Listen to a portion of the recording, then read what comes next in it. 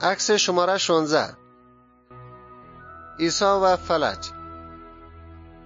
مردی با باز کردن سقف به پایین خانه آمد. عیسی در داخل خانه به مردم درباره خدا تعلیم میداد.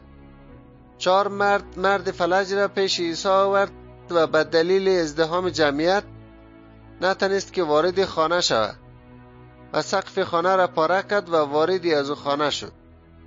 به بیمار گفت: پسرم، گناه‌های از تو بخشیده شده.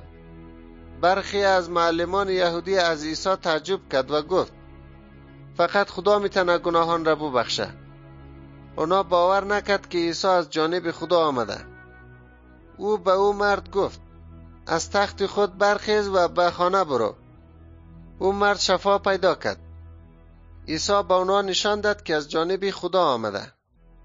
او قدرت داره که گناهان از ما را ببخشه. همونطور که او کرد، خدا قدرت شفای از ما را از بیماری ها داره.